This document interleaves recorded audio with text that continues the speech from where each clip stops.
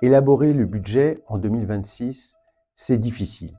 Depuis son renouvellement le 15 mars et son installation le 21, le conseil municipal s'est réuni à 2 reprises, le 1er et 23 avril.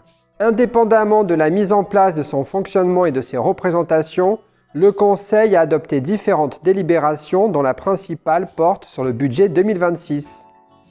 Le vote du budget de la ville de Saint-Maurice, c'est l'acte le plus important de la vie municipale.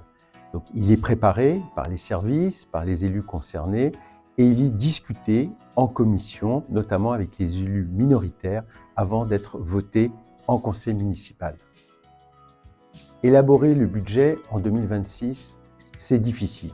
En effet, les aides de l'État, ce qu'on appelle les dotations, continuent de diminuer.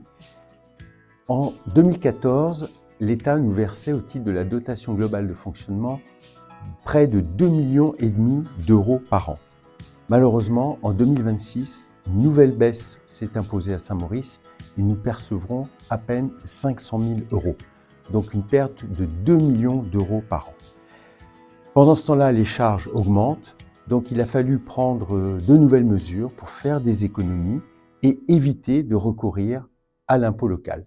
En 2026, la taxe foncière sur les propriétés bâties n'augmentera pas.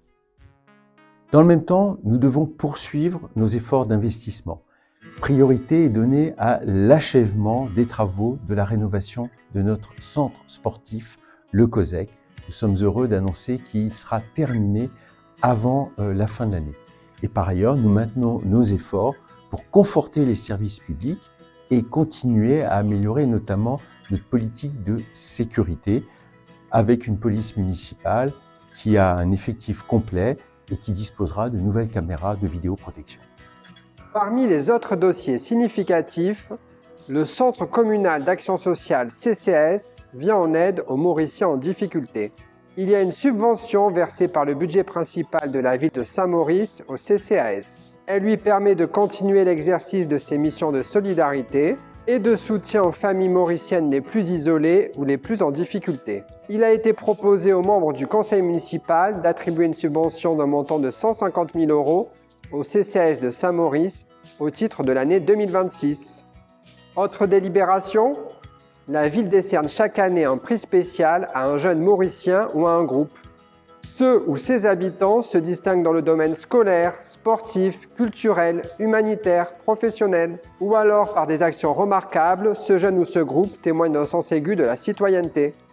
La récompense, liée à l'attribution du prix Saint-Maurice Jeune, est de 500 euros. Elle est remise au lauréat à l'occasion d'une réception organisée par la ville. Il a donc été proposé aux membres du conseil municipal d'autoriser Monsieur le maire à verser 500 euros au lauréat du prix Saint-Maurice Jeune. Par ailleurs, le pavillon des Bords de Marne va être à nouveau ouvert à la location des familles. Il a été demandé aux membres du conseil municipal de créer les tarifs de location du pavillon des Bords de Marne à compter du 1er juin 2026. Pour finir, il a été proposé comme chaque année aux membres du conseil municipal d'attribuer des subventions aux associations. Les associations mauriciennes font vivre tout au long de l'année le dynamisme de la commune. Elles contribuent également à offrir aux habitants une grande richesse d'opportunités. Pour pouvoir connaître les positions de l'ensemble des conseils municipaux de Saint-Maurice, rendez-vous sur la chaîne YouTube où les séances sont disponibles en intégralité.